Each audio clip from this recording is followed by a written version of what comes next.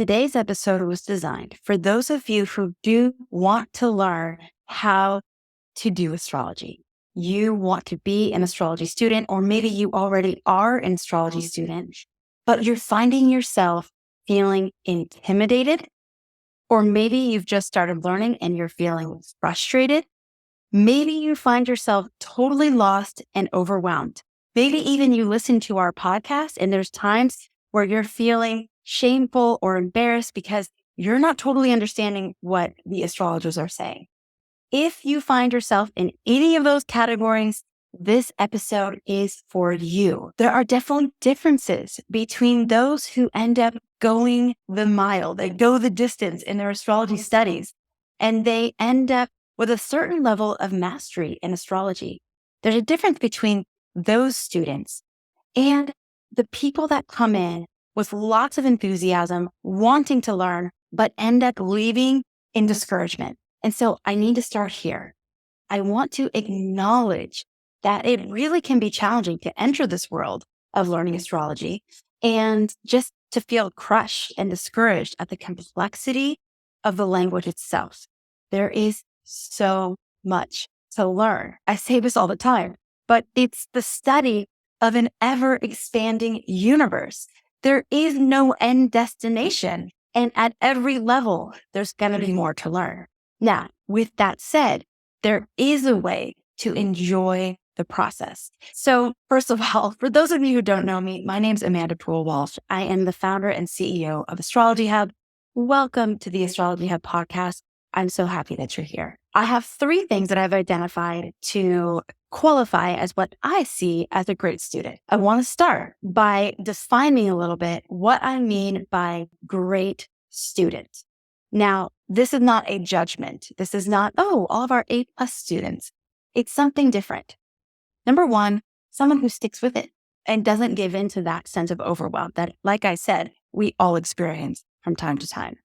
Number 2, someone who gains wisdom and knowledge over time and is able to apply that wisdom and knowledge in their life for their own benefit and for the benefit of those around them. And number 3, someone who enjoys the process. All right, before I go into the qualities, I want to thank my friends in the Inner Circle. The Inner Circle is our monthly membership community dedicated to studying astrology with the masters. And I'm thanking them because I asked them for their opinion on this question. What are the qualities that you've had to cultivate in yourself in order to become a great student? And so lots of their feedback is woven into the qualities that I'm going to be sharing here today. Another thing, before I go in, I've identified these 5 qualities, but if as I'm going through them, you go, oh, shoot, I'm not that, or I don't really have that, or I'm the opposite of that, that's okay. These are just qualities that I believe all of us have the potential to cultivate within ourselves, that these qualities are in us somewhere. And if we focus on them and we focus on cultivating them in our lives, not only in our studies of astrology, but also in our relationships and just in our approach to life, that you'll be able to bring these parts of yourself out. And just having awareness of what they are is one of the first steps in doing it. All right. So what are the qualities and the mindsets that I've seen that the Inner Circle members have said, that our astrologer teachers have said are the most important for you to cultivate within yourself? The number 1 quality is curiosity. So maybe you are already naturally curious. Maybe you sometimes find yourself closed-minded about things. Either way, curiosity is one of the most important things to cultivate in yourself in order to be a student of astrology that really benefits from its wisdom. I want to add a couple words here. I would add playful curiosity. I would also add sincere curiosity and earnest curiosity. These are qualities of curiosity, or these are qualifiers of curiosity that really add in or enhance to your studies. Now, this one, I want you to remember if you ever find yourself getting really serious, really bogged down by the vast amount of information that you feel like you're having to integrate into yourself. Remember to stay curious. Remember to stay playful. Remember to stay sincere and earnest. And hopefully, when you do that, there is a lightness that will come to your studies. Now, remember, astrology is literally the study of light, the language of light. So bringing lightness to your study of astrology is always a good idea. So curious, just that open-mindedness, asking questions, staying curious. Okay. Number 2, astrologer and astronomer Gemini Brett, one that we feature here on this platform all the time, a brilliant astrologer, has said many, many times, and I've experienced this in myself and then I've seen it in our community, that awe and wonder, I'm making those one quality. I know that's kind of cheating, but awe and wonder is another quality that really opens up the mysteries of astrology for you. This is that childlike wonder that maybe you experienced as a child. So many people that I talked to, they had this wonder about the night sky when they were a child. They allowed life and all these other things that are supposedly more important to get in the way or water down that awe and wonder.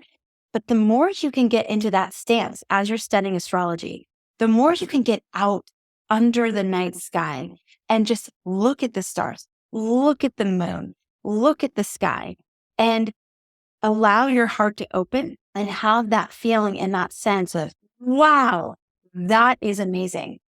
The more you can do that, the more you open yourself up to direct transmission of the knowledge, direct relationship with the sky, an opening that allows you to move beyond whatever you're learning in your books, whatever you're learning from teachers, whatever you're learning in courses or podcasts or whatever you're doing, to allow yourself to open up to that direct receptivity of the wisdom. And this one, if you haven't done it yet, you're just going to have to take my word for it, because it's something that will surprise you and hopefully delight you as you are going deeper and deeper in your studies. Okay. So curiosity and awe and wonder, which I'm counting as one. The third one is patience. You are learning an entirely new symbolic language. It is ancient. It has been developed over centuries, and it is very rich and multi-layered and complex. With that said, at every step of the journey, you're going to get more and more of it, but you need to be patient with yourself in the process. I often think what it would be like as a native English speaker to move to Japan, for example, and try to learn Japanese, the new characters, the new enunciation, all of it, and how overwhelming that would feel at first. But if I allowed myself to be submerged in that language, to listen to it often, to even attempt to speak it, that in time it would become easier. But it would be silly of me to move to Japan and then expect that I should know how to speak it and understand it and read it. It just doesn't make sense. So astrology is a language, and it takes time to learn that language. Now, there are some amazing exceptions to this rule. There are some people who say when they started learning astrology, it was like remembering a language that they already knew. I would say that is a tiny percentage of the students and practitioners and teachers of astrology. Most people have had to approach it like they're learning a new language and have had to really be patient with the entire process. So if you find yourself getting frustrated with yourself, remember it's a whole new language, and the harder you are on yourself, the longer it's going to take you to learn. So again, bringing that lightness in, bringing in patience, understanding that it's going to take time, but that it can be, again, joyful every step of the way. It's not like it's going to take time It's going to be grueling and you're going to hate the process. And then you're going to get somewhere where you actually know how to speak it. It's going to be that throughout the entire process, you're gaining insights and you're benefiting from it as you go. Along with this, I want to bring in this idea of the beginner's mind. What I've seen is that in studying astrology, a lot of people's student wounding or school wounding is activated, where they have this feeling of, oh my God, I'm not smart enough. I'm never going to get it. Maybe they remember the time in school where math was really hard, whatever it is. And maybe even they had a teacher who said, you'll never be good at this, or why is this so hard for you? Or whatever it is, there's a lot of wounding around school that a lot of us carry. And so when we go into something new, a lot of times that can be really activated and it can really stop our progress because it can be overwhelming. So if you notice any of that in yourself, like, man, like everybody else gets it, why don't I get it? Or how come I don't know this already? I should know this already. Any of those thoughts, those are evidence of something earlier that you might have experienced. What I love to do when things like that come up is to think my awareness of it, and know that it's coming up because it's time for me to transform it. It's time for me to move beyond that old pattern. And also, I'm not that child anymore. I don't need to be stuck in that place. I can love that child. I can totally have compassion for that child, but I don't need to stay there anymore. So again, if you notice I'm not good enough. I'll never get this. I'm not smart enough. Look how smart that person is. I'm not like that. If that's happening for you, acknowledge it, thank it, and know that you wouldn't be drawn to it if there weren't gifts in it for you. And just trust in that. The fourth quality that I highly encourage you to cultivate as you are studying astrology is non-attachment.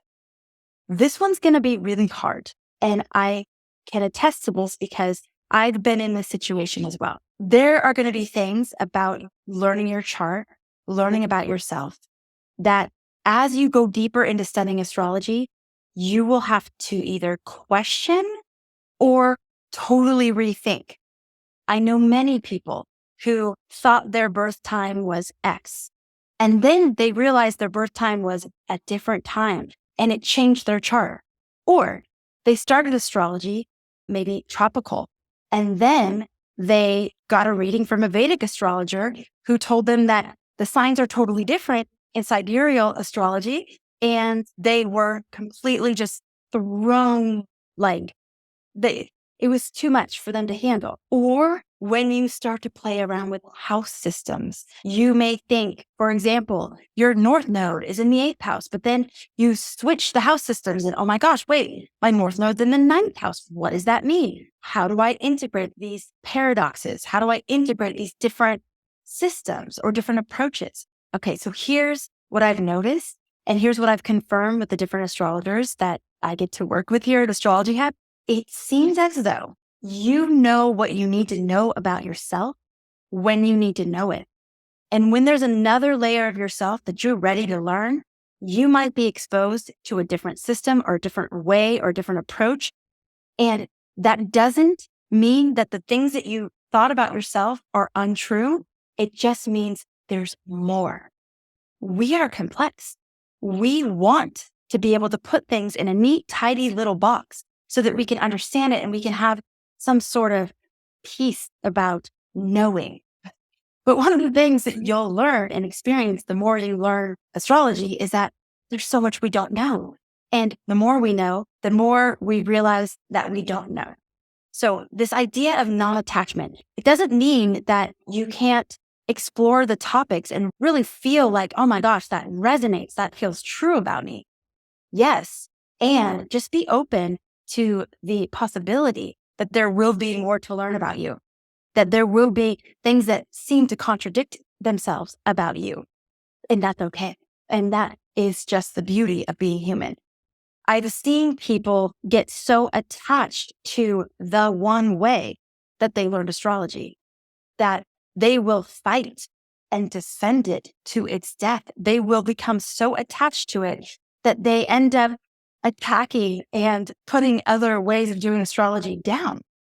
I've seen that that's not entirely useful, that can actually get you very stuck in a perspective. I had to go do this with my birth time. At first, I thought my birth time was 8:10 a.m. And then I looked at my birth certificate and it's 8:15 a.m. Now, one might think that probably didn't change my chart too much, but it did change a few key elements of my chart. And so what I did when I got that information was like, ooh, there's that moment of like, I'm embarrassed because I thought it was this, but it's actually this. And then I realized that there were gifts from me thinking it was that. And there are gifts from me now knowing it is this. And so again, I just highly encourage you to have that sense of non-attachment as you approach your studies. Number 5 is non-comparison. Comparing yourself to others, especially some of the astrologers that we have on this channel, for example, and or that you might find online at any place. Astrologers like Rick Merlin Levine or Christopher Renstrom or Georgia Stathis, some of the legends in the field, thinking that you are not a good astrologer because you're not them and you don't know as much as them, and or having the thought, I will never know as much as them. None of that is going to really help you. Comparing yourself to them and expecting yourself again to be where they're at, it just doesn't make any sense and it's not going to help you. So many of the astrologers that we feature on this platform have literally been studying, practicing, and dedicated their entire life to astrology for decades. It'd be like listening to Beethoven and expecting to be like Beethoven. I'm 7 years in and I'm like, I still have so much to learn. So me thinking, geez, I can never be like Rick Levine or I could never be like Georgia Stathis. It doesn't do any good. It's first of all, trusting that as time goes on, I will continue to learn, but also that I will have my own way of doing astrology. You will have your own way of doing astrology. So you don't need to try to be like anybody else except for you, who you are, and just trust that you're going to have your unique way that you translate the language, that you filter the language, that you apply the language. If there's one thing that astrology teaches us, it is that we are all completely unique, that we come in with our own design, that we are perceiving the world from that viewpoint, from that design point, and that our way of seeing the world, interpreting the world, experiencing the world is extraordinarily unique. I've also experienced, especially as Astrology Hub, where we have so many different astrologers that we introduce you to. I've noticed that different astrologers and their approach and their resonance, the way they speak, they appeal to different people. And not everyone appeals to everyone, even the ones that you might consider the greatest. We will get people saying, I don't love that person's approach to astrology. I don't like how they say this. So no matter what, there is going to be a way that you do it. And there are people out there that will benefit from the way that you do it uniquely. So comparison is not helpful, and really just trusting again in your own process and your own way that you're interpreting the information and receiving the information and teaching the information and sharing the information, all of that. It's valuable and it has a place. Okay. So to recap, the 5 qualities that I have seen, that astrologers have confirmed, that our inner circle members have confirmed are extraordinarily important to cultivate as a student of astrology are curiosity, awe and wonder, patience, non-attachment, and non-comparison.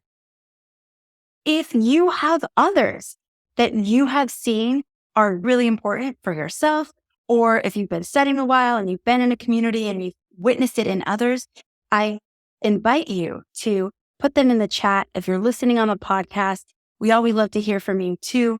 You can go over to our YouTube channel, or you can access our podcast on our website. Leave us a comment. We'd love to hear from you. So Thank you for adding to this list. And maybe someday we'll do a second episode. If you found this helpful, we could do another episode that talks about additional qualities that are really helpful when you are starting to learn astrology. If nothing else, I just want to encourage you to be kind to yourself, to be gentle with yourself, and just sit back and relax and enjoy and celebrate every win that you have.